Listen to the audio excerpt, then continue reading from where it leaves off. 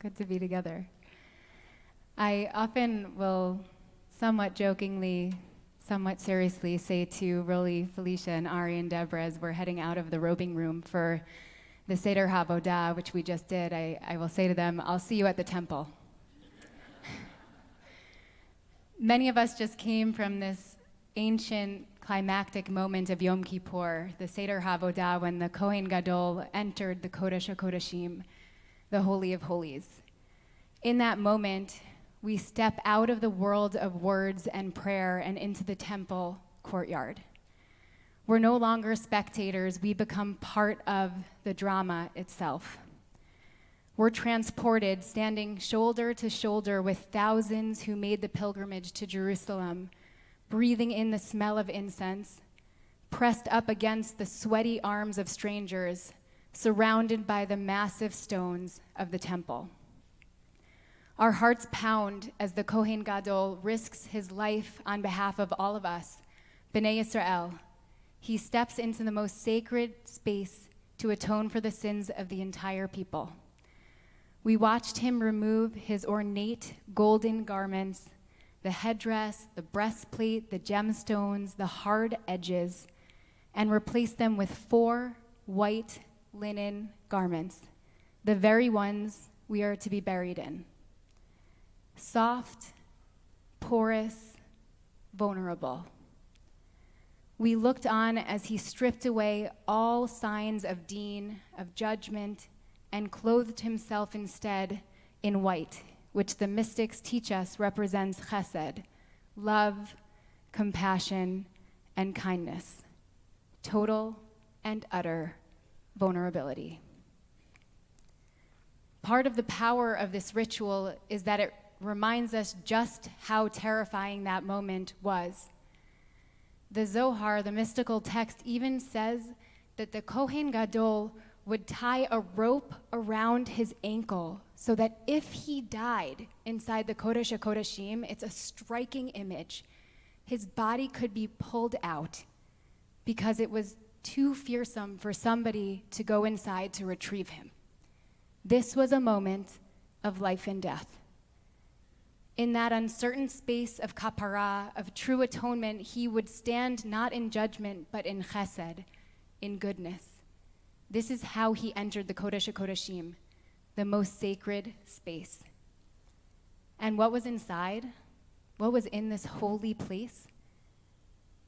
The ark holding both the whole and the broken tablets. Our tradition tells us that both the broken tablets that Moshe broke at the Chet HaEgel were inside the ark with the whole tablets. The wholeness and the brokenness sitting there side by side. To enter that sacred space, to face God, the Kohen Gadol must face both the broken parts, the pain, the harshness, the shattered dreams, disappointment, the shame, and also the fullness, the sweetness, new dreams of what can and will be for his own being and for our people. And when he emerges alive, when he has resisted the temptation to stay in the goodness only for himself, when he has survived the ultimate test of holiness, the utter relief and pure joy. We, the people, we erupt in tears and laughter and trembling, and we embrace each other. The Kohen places his shoes and his garments back on, and he readies himself to share the holiness with the people and with the world. And now it's our turn. We watch the Kohen do this, and it's our turn to follow his lead. We stand here, and we're about to read Vayikra 19. The book of Vayikra is also known as the book of the priests, and as the Lev Shalem, the Machzor that we're using, suggests, chapter 19 is known by some as the Kodesh HaKodashim, the Holy of Holies. The rabbis teach that here lies the essence of holiness. We arrive at this moment after hours of prayer, fasting, reflection. We've stripped ourselves of our gold, of all of our klipot, our outer shells. We're dressed in simple clothing, maybe white, our levushim, open, raw, and tender. And now we're invited to step into the most spiritually dangerous moment of the most spiritually heightened day. What's the danger here? The danger lies in failing to uphold, failing to embrace what awaits us in our Torah reading, in our Kodesh HaKodashim. Love. Ve'ahavta l'recha kamocha, ani Adonai. Love your neighbor as yourself. I am Adonai. Why is it so dangerous? Because when we break this command, when we fail to live up to it, humanity itself is at risk. It's terrifying to step into this space because it's hard. It is so hard, first of all, to love ourselves. It's even harder to love others, all others, especially those who are different, especially those who may hate us, especially those who threaten our very existence and fill the world with more hate than love.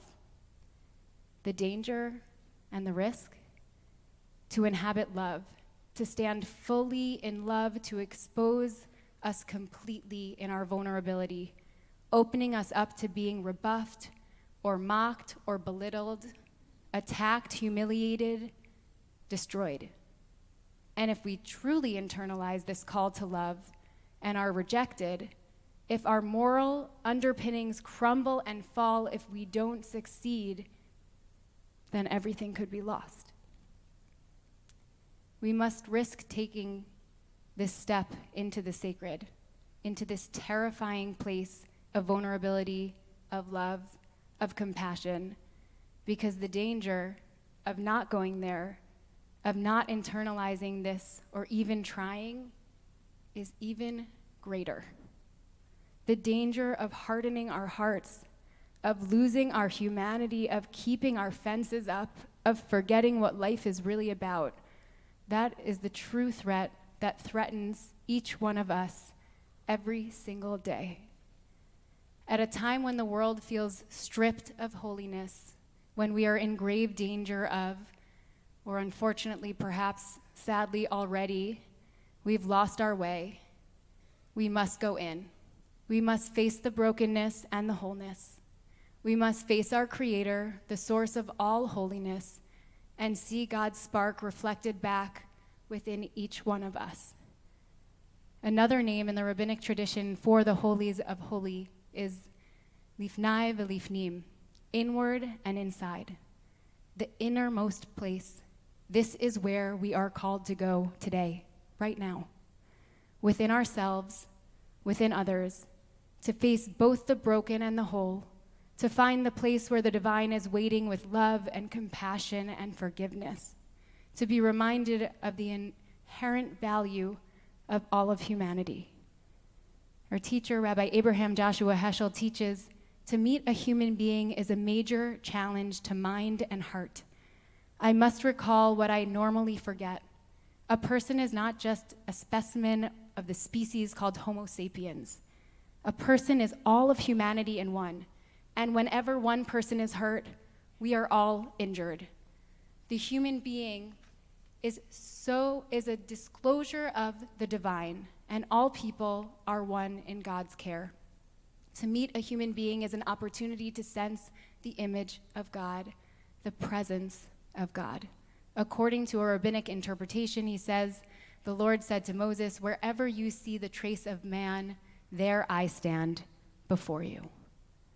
And Heschel even takes this metaphor one step further, and he says, many things on earth are precious, some are holy. Humanity is the holy of holies. We are the Kodesh HaKodashim. We are that love. We are the holiness. And as we sit here at Minha, the pause before Ne'ilah, before the gates close, just like the priests, we know that we can't stay in this vulnerable and sacred space forever. We too will walk out of Yom Kippur placing our shoes and our garments back on. But the priests remind us that we have to go into the scary places with open hearts. That once we do this, we can return to the world with renewed strength. And if if we take this moment seriously, really seriously, and make ourselves vulnerable enough to access and internalize this call to love, we might just have the audacity to live a life where we truly value humanity, taking a spark of this divine compassion out of here and into our world. Gamar Chatima Tova.